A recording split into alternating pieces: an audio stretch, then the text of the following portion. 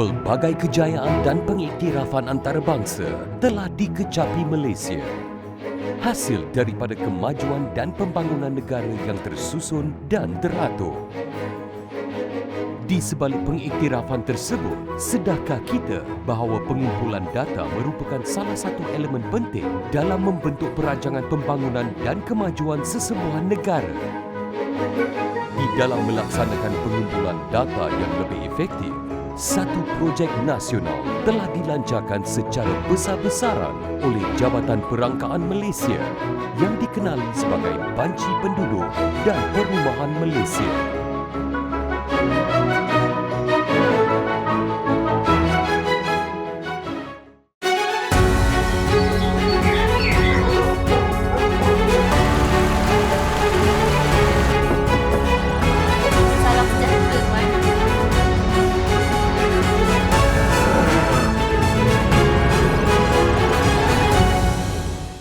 Saya sudah dibanci. Anda bila lagi? Pernahkah ada di antara kita mendengar tentang Banci Penduduk dan Perumahan Malaysia? Kenapakah banci ini begitu penting untuk negara? From your understanding, what is the national census? National census is like it's banci. Kiraan lah kot. Kiraan untuk rakyat Malaysia. Untuk kita tahu sosioekonomi dia, untuk kita tahu taraf dia. To know the population of our country and also the number of people in our household. Malaysia, sebuah negara yang unik dan terkenal dengan keharmonian kepelbagaian bangsa, budaya, etnik dan agama. Dari sebuah negara yang bergantung kepada sumber pertanian sepenuhnya,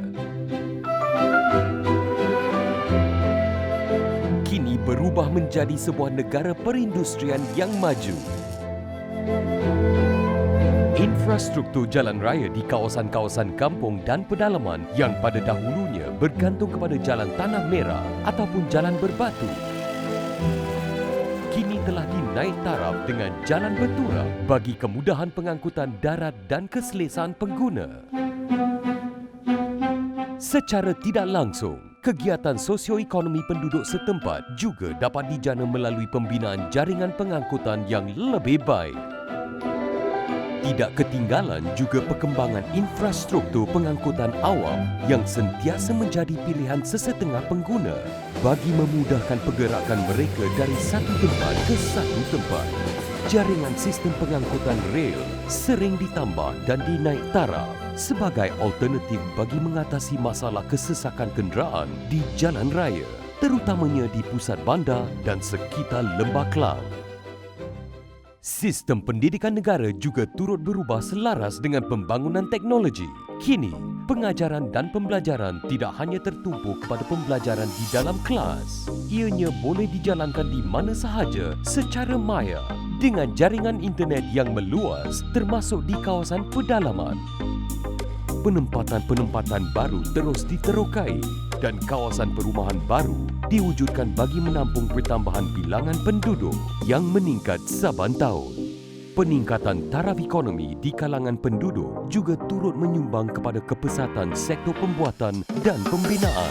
Ini secara tidak langsung menyebabkan penawaran dan permintaan terhadap industri perumahan dan pembinaan semakin meningkat dari tahun ke tahun.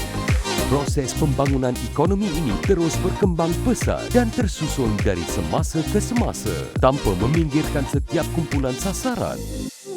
Ini adalah disebabkan data yang dikumpul dan dianalisis oleh Jabatan Perangkaan Malaysia akan digunakan oleh kerajaan dalam perancangan dasar dan pembangunan negara. Jabatan Perangkaan Malaysia yang bermotokan Statistik Nadi Kehidupan bertanggungjawab sepenuhnya dalam melaksanakan Banci Penduduk dan Perumahan Malaysia. Antara objektif utama Banci Penduduk dan Perumahan ialah mengumpul data serta profil penduduk dan perumahan yang meliputi ciri-ciri demografi dan sosioekonomi sehingga ke peringkat geografi terkecil. Selain daripada itu, Banci merupakan input perancangan pembangunan negara termasuk pengagihan per kapita seperti yang termaktub dalam perlembagaan. Untuk memperolehi data tersebut, ianya bukan satu tugasan yang mudah. Ada di antara kalangan pembanci yang terpaksa berhadapan dengan pelbagai kesulitan seperti tiada kerjasama dari penghuni rumah, tekangan waktu bekerja, masalah komunikasi, logistik dan pelbagai lagi. Segala kesulitan ini ditempuhi semata-mata bagi mendapatkan data agar perancangan dasar yang terperinci dapat disusun dan direncanakan oleh pihak kerajaan. Banci penduduk dan perumahan ini merupakan banci yang terpenting. Ia digunakan sebagai asas untuk polisi negara, iaitu sebagai untuk dasar-dasar yang telah ditetapkan seperti dasar penduduk, dasar perumahan, dasar warga negara, dasar pendidikan maupun dasar urbanisasi. Selain daripada itu, pentingnya banci penduduk dan perumahan ini adalah sebagai input kepada indikator sosial dan ekonomi. Ia juga digunakan sebagai asas untuk penetapan SDG dan juga agihan per kapita bagi seluruh negeri.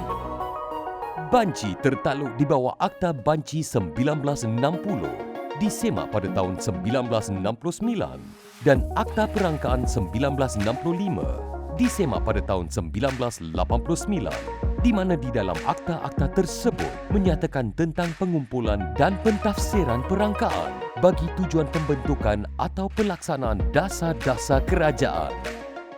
Berkenaan di bawah Akta Banci 90 menjelaskan kebenaran perlu diberikan kepada pegawai banci yang membuat pembancian di lapangan dalam menjalankan proses aktiviti banci penduduk dan juga perumahan. Semua maklumat banci yang telah diisi oleh responden sama ada menggunakan kaedah e-census ataupun diisi secara bersemuka oleh pembanci dijamin di bawah Akta Banci, kerahsiaan dan juga rekod yang diisi. Jadi, bagaimanakah banci ini dijalankan dan siapakah kumpulan sasaran yang layak untuk dibanci? Saya sudah dibanci. Anda bila lagi? Tahukah anda semua, Malaysia sedang menjalani proses banci bermula 7 Julai 2020? Bagi mencapai sasaran data bancian ke tahap maksima, pihak Jabatan Perangkaan Malaysia telah menjalankan aktiviti promosi secara besar-besaran di seluruh negara untuk memberi kesedaran akan kepentingan banci. Pelbagai medium dan pendekatan telah digunakan termasuk program bersemuka dalam mewujudkan kesedaran kepada rakyat tentang program banci yang akan dijalankan. Banci di kawasan kediaman tuan-tuan.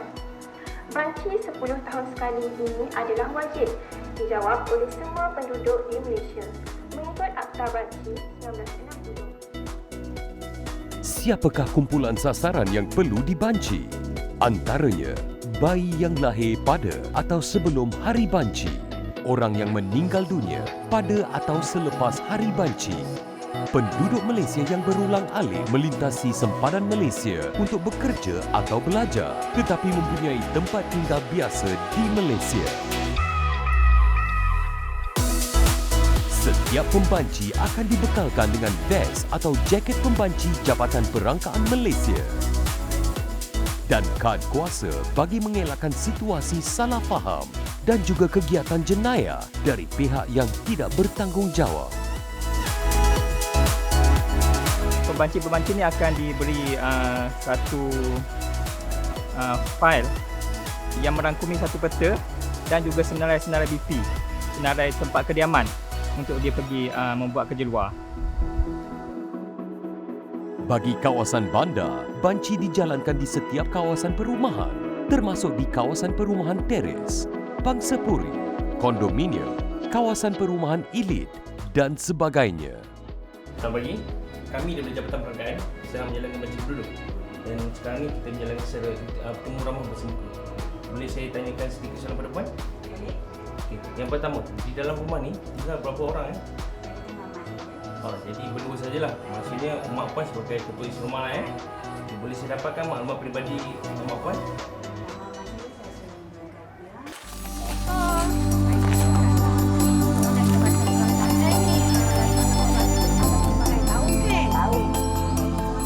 Bancian di kawasan luar bandar pula meliputi kawasan-kawasan kampung, kawasan estet dan juga rumah-rumah bot bagi orang laut. Data mereka adalah amat penting bagi pihak kerajaan untuk merancang pembangunan infrastruktur dan kemudahan asas serta pendidikan di kawasan tersebut. Selain daripada itu, data ini juga akan digunakan pihak kerajaan untuk membantu mereka dalam merancangkan kegiatan sosioekonomi masyarakat setempat dan bantuan-bantuan lain yang diperlukan seperti bantuan pertanian, promosi ekopelancongan, perniagaan IKS dan sebagainya. Bagi memastikan data yang diperlukan oleh pihak Jabatan Perangkaan Malaysia diperolehi, terdapat 5 kaedah pembancian yang diperkenalkan.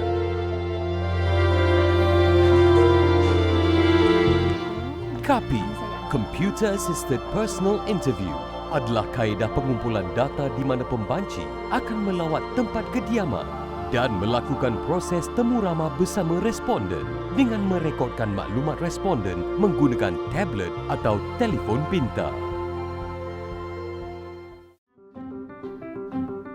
PAPI, Paper and Pen Interview, adalah mod pembancian menggunakan kaedah di mana pembanci akan melawat tempat kediaman untuk melakukan proses temu ramah secara bersemuka dengan responden dan mencatatkan maklumat yang diperolehi di dalam borang soal selidik. DOPU, Drop Off and Pick Up, adalah kaedah di mana pembanci akan meninggalkan borang soal selidik dan akan mengambil semula borang yang telah diisi oleh responden. Kaedah ini adalah fleksibel bagi kawasan bandar dan luar bandar. No, I don't think so. I don't have the time. I'm really tired. Okay? Oh, okey, Puan, tak apa. Kalau macam Puan busy sekarang ni, saya akan tinggalkan borang soalan berkaitan banci ni. Dalam ni ada panduan cara mengisi soal selidik. Nanti dalam masa 3 hari, kami akan collect balik data. So I can fill this out in my own time? Yes. And then you all will come and pick up.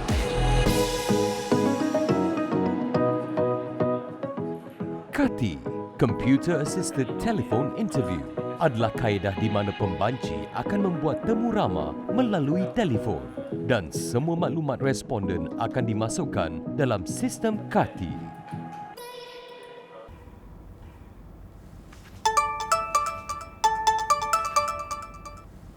Halo.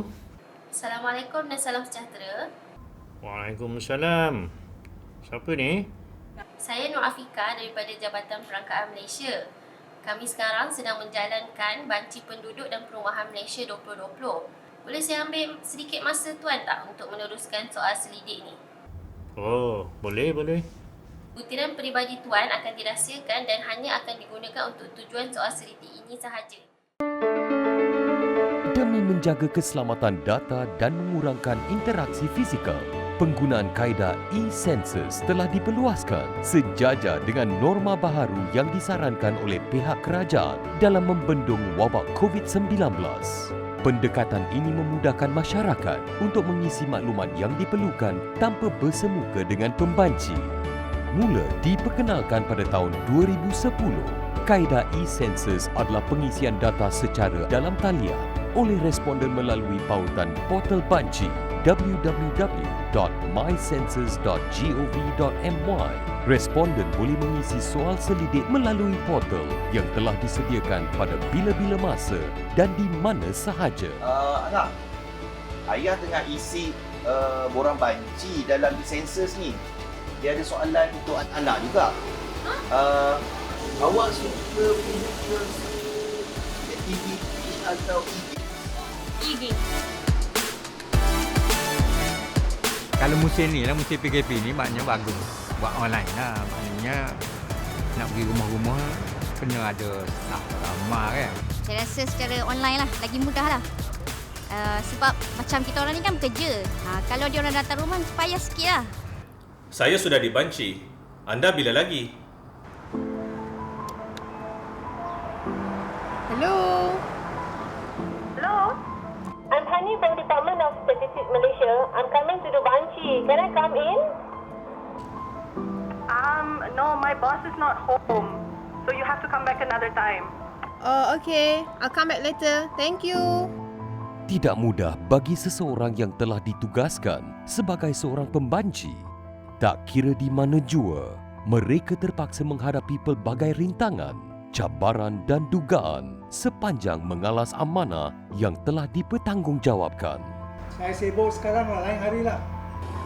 Okey, tak apa Uncle.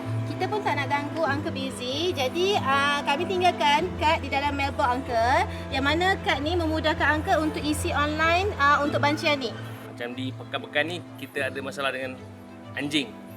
Itu satulah dia memang dia akan menyalak pada orang yang tak kenal kan. Dan itu adalah kebiasaan dia. Alamak, ada anjing. Ya. Okey, mesti anjing ni Tak kira dah, tak kacau. Jangan takut. Awak takut, dia lagi takut.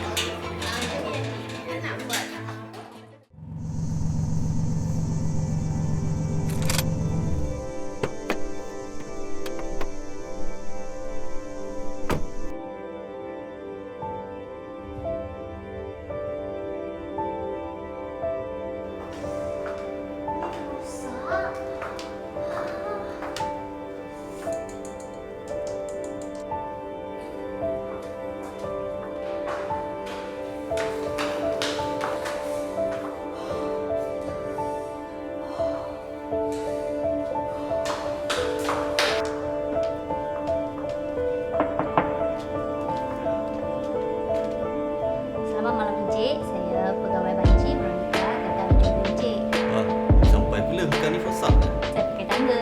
Oh, cepatlah masuk. Tapi tak payah sini pun boleh. Boleh kita makan? Boleh. Walaupun terdapat laluan darat yang telah tersedia, namun ianya bukan satu perjalanan yang mudah bagi pembanci kerana banyak perkara yang tidak dijangka mungkin berlaku sepanjang perjalanan dalam menuju ke destinasi yang dituju. Bot merupakan pengangkutan utama bagi pembanci yang bertugas di kawasan yang tidak mempunyai akses pengangkutan darat. Walaupun terpaksa mengharungi jeram yang berbatu dan arus yang laju, ianya sama sekali tidak mematahkan semangat pembanci demi menjalankan amanah dalam memastikan tiada kumpulan sasaran yang tercicir dari arus pembangunan negara. Kawasan asli tu dia punya orang-orang dia okey je sebab kita kalau sebelum masuk kan kita dah maklum faktor batin rasanya untuk masuk kawasan asli ni. Jadi respon dia orang biasa okey je. Cuma ni lah kalau macam perjalanan kita nak masuk ke situ lah. Kadang-kadang tengok BP tu ada yang macam susah sikit nak masuk. Ada yang okey-okey lah.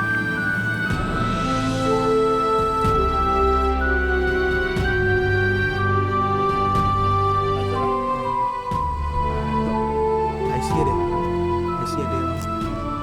Kayaknya semua kat sini warga negara lah. Tugas bancian memerlukan kesabaran dan kemahiran komunikasi yang penting.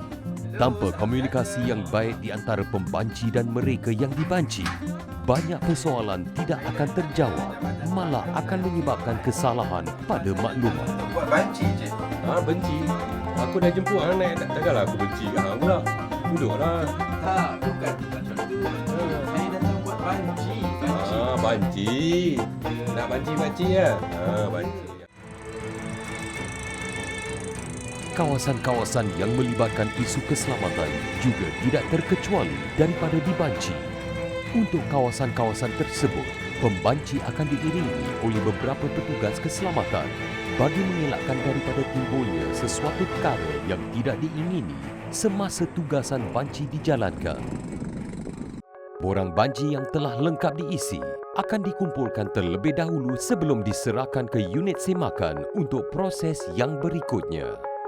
Dalam semakan permulaan ni kita akan semak maklumat-maklumat yang diberikan secara asas je lah. Ada betul ataupun tidak yang diberikan oleh pihak operasi kepada kami lah. Selepas selesai disemakan permulaan, dia terus pergi ke bahagian penyuntingan. Bahagian penyuntingan ni kita akan semak keseluruhan borang tu, semak sama ada borang tu betul ataupun tidak lah. Mana maklumat yang tak lengkap kita akan betulkan, yang mana yang salah kita akan padam lah. Adalah menjadi keutamaan Jabatan Perangkaan Malaysia dalam memastikan proses banci berjalan dengan lancar dan data yang dikumpul tidak dimanipulasikan oleh pihak yang tidak bertanggungjawab. Data yang dikumpul akan disemak terlebih dahulu. Data ini kemudiannya akan dianalisis, dicetak dan dibentangkan di dalam Parlimen untuk tindakan lanjut kementerian dan agensi-agensi kerajaan yang tertentu. Banci penduduk dan perumahan merupakan antara aktiviti statistik penting yang dilaksanakan di seluruh dunia termasuk Malaysia. Keberhasilan banci ini dapat menyediakan maklumat kependudukan yang komprehensif dengan ciri-ciri demografi dan sosioekonomi sehingga peringkat terkecil. Data yang dikumpul menjadi nadi utama pembentukan dasar kerajaan dalam memastikan keseimbangan dalam pelbagai dimensi meliputi pembangunan bandar dan luar bandar, termasuklah merangka program serta inisiatif yang lebih bersasar untuk rakyat agar tiada yang keciciran. Jadi, pastikan anda dan keluarga anda dibanci demi kesejahteraan masa depan kita dan generasi akan datang. Sebagai rakyat Malaysia yang bertanggungjawab, kita seharusnya memainkan peranan penting di dalam menjayakan program banci penduduk dan perumahan Malaysia. Tanpa kerjasama dan kesedaran kita, ianya secara tidak langsung akan menjejaskan perancangan dan dasar kerajaan bagi merencanakan pembangunan dan kemajuan negara pada masa hadapan. Adakah kita sanggup melihat kemunduran anak bangsa kita pada masa hadapan kerana nasib generasi akan datang terletak di dalam pilihan kita sendiri?